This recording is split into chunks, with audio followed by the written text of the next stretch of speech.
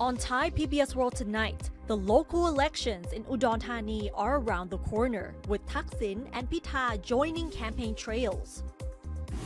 Thailand's Suchata Chungsi named third runner-up in the Miss Universe 2024 competition in Mexico. And 100 escaped monkeys caused commotion in Lop Buri province.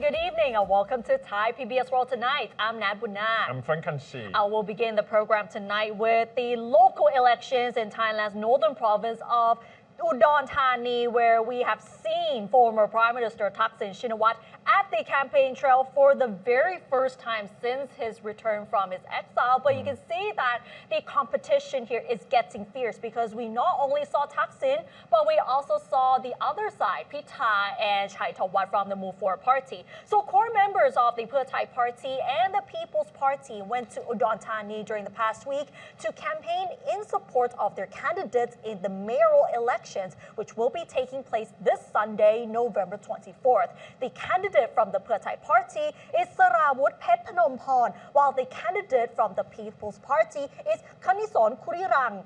The main significance of the election campaign trail was the appearance of former Prime Minister Thaksin Shinawatra, who not only campaigned in support of Sarawut, but this was Thaksin's first public campaigning in 18 years following his self-imposed exile abroad. Thaksin told the audience about the current government's policies, including the 10,000 baht handouts under the digital wallet scheme, its debt restructuring plan, illegal narcotic suppression, and also the promotion of education.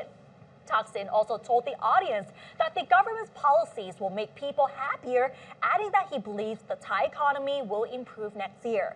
While Thaksin campaigned for its Pheu Thai candidates, core members of the opposition People's Party were also there alongside with its party leader. Former Move Forward Party leaders Pitha Limcharoenrat and Paetongtarn Tulathorn campaigned in support of the People's Party candidate as they told their supporters that the candidate aims for Udon Thani to become a city of economic opportunities to attract laborers working overseas to return home.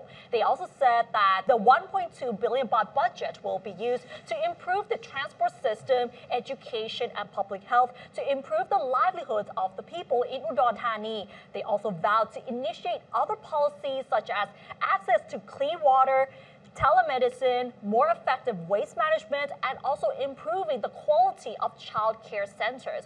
We have to explain a bit further, though, that Udon Thani is actually among the strategic provinces in the northeastern region, as the Pheu Thai Party itself was able to maintain its stronghold in many provinces in the region, including this particular province. However, during the general elections in 2023, the Move Forward Party won one constituency, Thai Sang Thai Party won two constituencies, leaving the Pheu Thai Party with the remaining 7 constituencies. Although Pheu Thai won the majority, but the changes indicate that the political shift is that there are more people might be leaning towards other parties. So Thaksin's return to the election campaign trail for the first time in 18 years is an attempt to regain the Pheu Thai Party's stronghold. As for the People's Party, having won only one constituency in 2023, back when they were called the Move Forward Party, means there is still some hope for them. So having key figures like Pitha Paetongtarn, Panika Wanit, and its current leader, Nathapong Reung Panyawut, means that the People's Party is working really hard to gain more supporters there. Meanwhile, Thai Pakdi Party's advisory chairman, Worongdet Kitwikrom, has submitted a petition to the Election Commission demanding an investigation into Thaksin's public statements during campaign rallies in Udon Thani province last week, which he claims show that Thaksin is dominating the ruling Pheu Thai Party. This is getting intense because the local elections in Udon Thani is taking place this Sunday. So you can see that the core members of the Pheu Thai Party and the People's Party actually participated in the rallies to gain the support for its candidates. As what you said, this local election is not just very, very local. It's actually to the national level too. Yeah. Because as what you said on the screen right now, you can see, of course, Thaksin Shinawatra was there, Pita Limjaroenrat, and other core members of People's Parties were there too. And Yeah. they really want to get this seat of mayoral election there because this is very important because, as what you said, for Thaksin Shinawatra and for Thai Party, they want to gain their stronghold. They want to gain their reputation back because Yeah. before, they always got it. Yeah, But- because like in the Yeah. northeastern region in particular, most of the provinces were all Thai Party.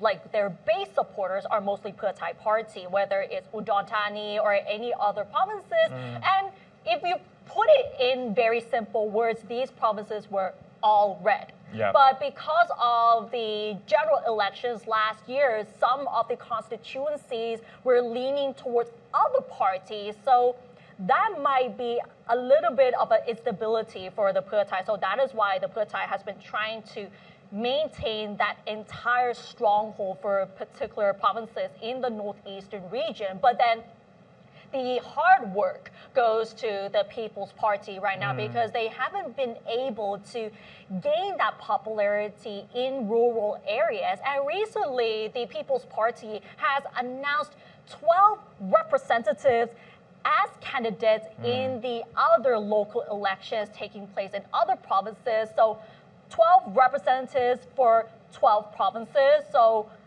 that means the People's Party is working really hard to get that support from the local people. I think the key question for two sides, what goes wrong? Because Thai Party, of course, they should have got the most support from Yeah. the northeastern side, including Udon Thani.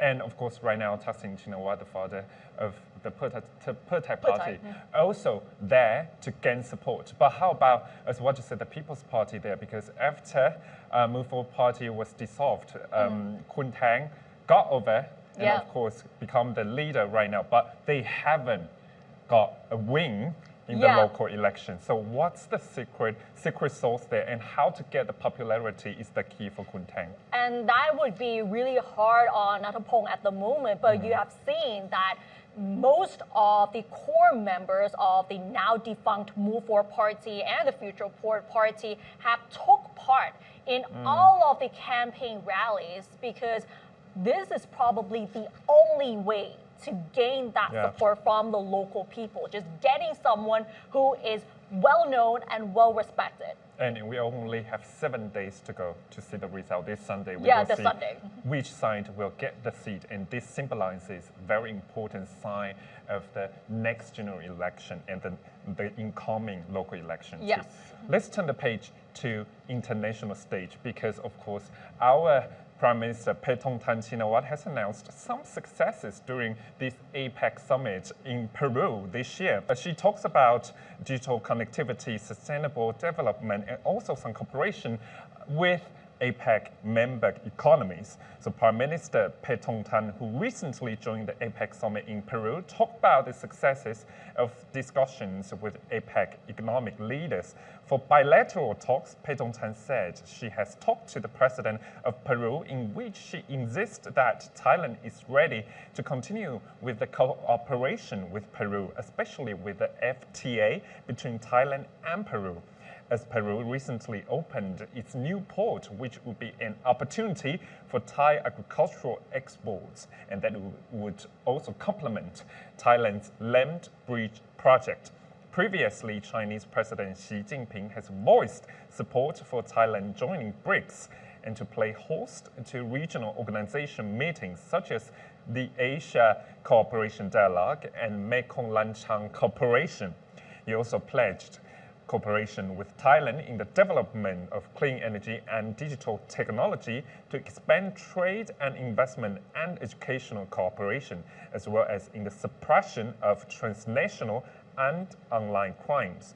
In response, Paetongtarn expressed Thailand's readiness to learn from China's experience in coping with natural disasters and advances in new technologies such as space, EVs, and clean energy.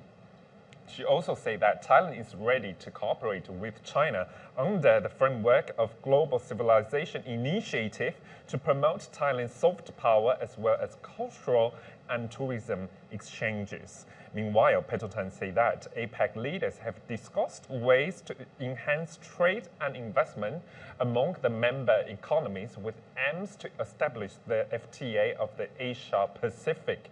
At the same time, they also discussed improving digital connectivity and infrastructure as well as sustainable development, which all coincides with the Thai government's plan. On the topic of sustainable development, Paetongtarn stated that member economies have been placing much importance on this issue and have discussed how they would increase their share of clean and renewable energy and how to tackle natural disasters.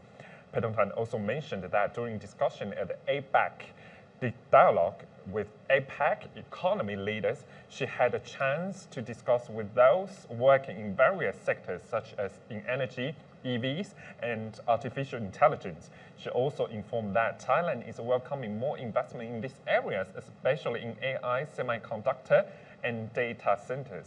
Paetongtarn also suggested expanding the APEC business travel card privilege among member economies to promote business travel and trade. So as what you see right now, Paetongtarn of course concluded the APEC summit in Peru and talking to many member economies leaders to see further cooperation in the future. You can see that Thailand has been placing much importance on cooperation, especially with sustainable development and also the digital infrastructure. And you can see that many of the member economies are placing much more importance on these issues. And we can see data centers too, because of course we already know that Google will set data center, and some big tech companies, they are considering putting more investment in Asia Pacific, or especially Southeast Asia. So I think this time, of course, Paetongtarn, our Prime Minister, went to Peru to kind of, I think it's kind of like CETA's way too, to talk to so many investors and leaders to see is there any opportunities to work together. Yeah, and during her trip to Peru and previously in the States, we have seen that Paetongtarn has been trying to talk to these business leaders to attract more investment into Thailand, not just in terms of data centers, but one thing we also have to mention is soft power as well, because she has been talking to leaders in the entertainment industry so that there is more exchange in terms of the content and also soft power, cultural exchange, and these entertainment things as well. I think one side they also talk about is entertainment complex. Entertainment complex, that's the big thing. Yeah, there's a very big project there because of course we haven't seen this bill being finalized and legalized yet, but this is one of the projects that the government has pushed forward too. So let's see what will we see in the future. Yeah, we are talking about entertainment. Were you watching the Miss Universe competition yesterday? And were you rooting for Miss Universe Thailand, Suchata Chokzi, to take home the crown? Even though she ended up being third runner-up, but she has actually won many hearts of the Thai people. So the Miss Universe 2024 beauty pageant was held in Mexico City, and it has concluded with Miss Denmark taking home the crown. Miss Nigeria finished as first runner-up, and Miss Mexico was named second runner-up, while Miss Thailand was named third runner-up, and Miss Venezuela was the fourth runner-up. And to recap the first part of the Q&A session, the top 5 beauty queens were asked different questions. So we begin with Miss Denmark. She was asked, how would you live your life differently if you knew nobody would judge you? In which she answered that she would never change how she lives her life. She also added that we all learn from our mistakes and we learn something new every day. Miss Nigeria was asked, what is more important between being liked or being respected? She answered, being respected, because we live in a society where we often don't feel respected because of who we are. And when we respect ourselves, you respect others around you. Miss Mexico was asked, when something bad is happening in your life, what gives you power to keep going? she talked about how her mother gives her the power to keep going in her life. She also said that through her mother's fight of cancer, she is very happy to be here to represent her resonance, her perseverance, and discipline about all her illness. Now on to Miss Thailand. She was asked, what qualities should someone have to be a truly successful leader? She answered empathy, because no matter how good you are, what kind of education you have, you need empathy to care about your people, their well-being, and all these kind of things. And she also said that this is not only for leaders, but everyone in this world needs to have empathy with each other, and that's how we can unite. Lastly, Miss Venezuela was asked to describe the ideal woman of today and what qualities do you have in common with her, in which she answered that her ideal moment today has been sharing with 127 amazing women from all across the world, leaving behind our differences and sending the world a message of respect, love, and union, because that's the way the world is built. For the second part of the Q&A, they were all asked, Miss Universe has inspired generations of women. What is your message to the ones watching you right now? We'll take the answer from Miss Denmark, because she was the one who won the Miss Universe crown. She answered that no matter where you come from, no matter your past, you can always choose to turn it into your strength. It will never define who you are, and most importantly, never give up, always believe in yourself and your dreams, and that is exactly what we're going to do. Meanwhile, Miss Thailand Suchata Chongsi posted on her Instagram after the competition saying that she had no regrets, but she is proud to have done her best to represent Thailand at the Miss Universe competition. She also took this opportunity to thank the Thai people for their support and as well as their encouragement. So you can see that these beauty queens do look radiating on stage, and the way they answered the questions are pretty interesting as well. And especially with Miss Denmark, she actually gave some sort of encouragement and empowerment for the viewers. Yeah, but for Thai people who watched that competition yesterday, I think, of course, the emotion is going through the roller coaster ups and down. And me too, because I watched it too, because at the beginning, people predict that, of course, our pageant from Thailand say that I think her performance is very, very good at that night. And people might predict that, okay, she could become the queen or even the first runner-up, but at the end, it's not that way. But of course, congratulations to Miss Denmark to become the Miss Universe, to give, of course, to proceed and give her wishes and, of course, her dream and her goals in this coming year. Right, but you can see the crowd supporting Suchata during the competition, but the crowds there were watching from Thailand. And as they watched the broadcast of the Miss Universe competition from Mexico City, you can see that people were cheering, supporting for Suchata to become one of the top contestants on that beauty pageant. Did you watch it? I only watched the second half of it, so I missed some of the Q&A sessions, but after watching it again, I think many of them answered quite well, considering that they only have 30 seconds to answer very coherently and more elaborately as well. Yeah. I call it, it's kind of one of the festival for Thailand, because at the end of each year there's a Miss Universe competition, and we just actually passed one festival, very significant festival in Thailand, which is Loy Krathong. And of course, after Loy Krathong festival, sometimes we see some garbages, big amount of garbages in Chao Phraya River. But this time, I think the situation got better, because over 510,000 krathongs were collected along the Chao Phraya River and other canals across the city. The spokesman for the Bangkok Metropolitan Administration say that officials collected the krathongs from watercourses in 50 districts. Most of the krathongs that were collected were made of natural materials, with some that were made of styrofoam.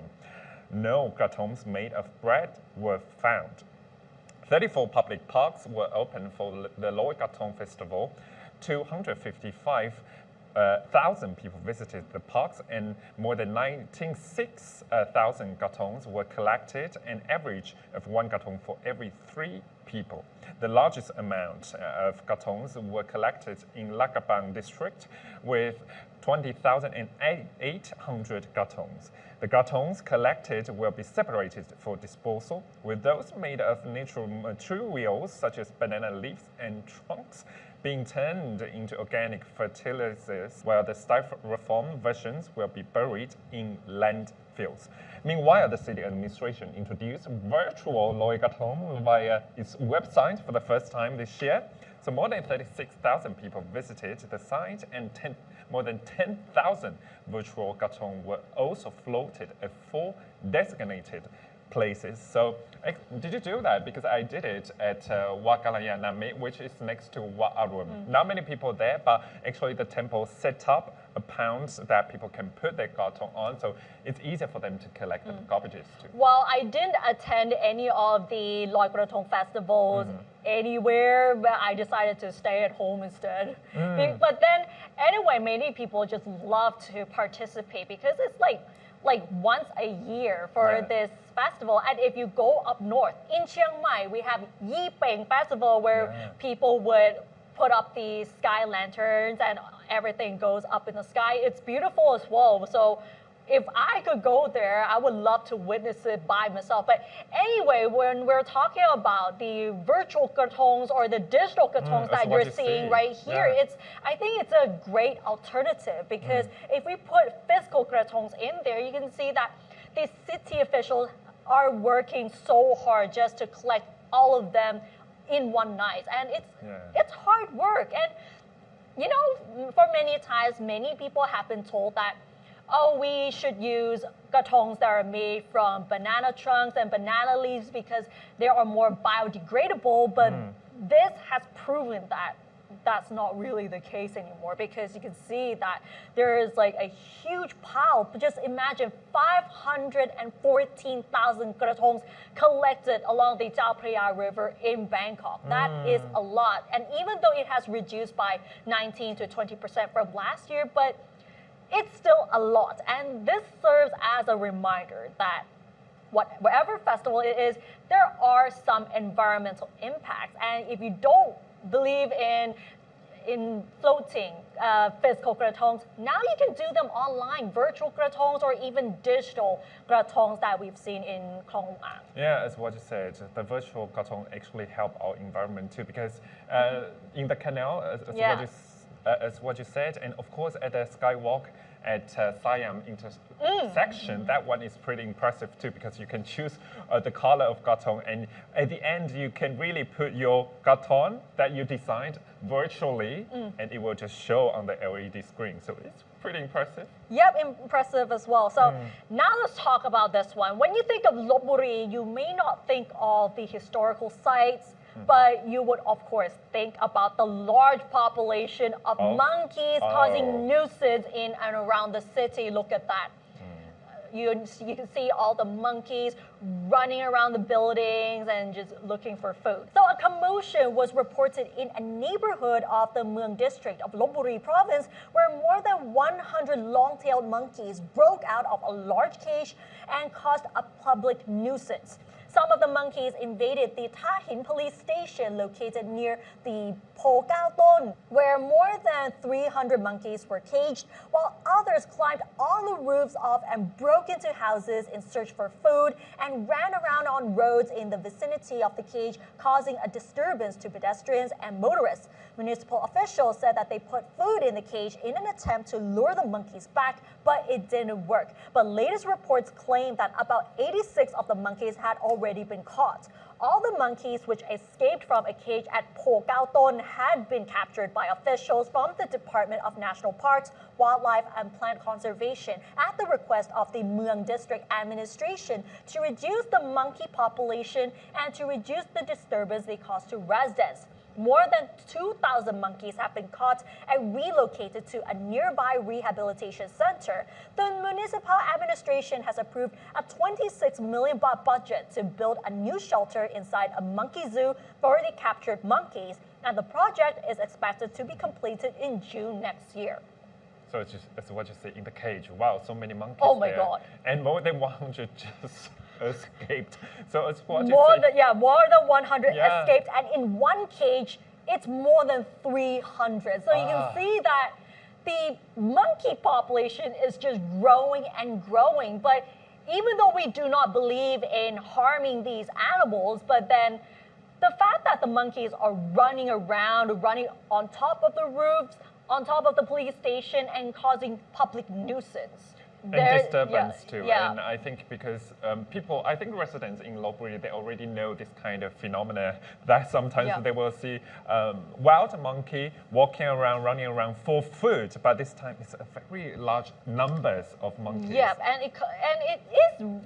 it does disturb a lot of people, especially with the vendors who are selling their items on the markets. And to have all of these monkeys just trying to run around just to get for food, and they might end up destroying the items, that's not okay. Yeah, and that's not appropriate. But I think, of course, the government and authority needs to use the soft way to actually capture them and get back to the animal center.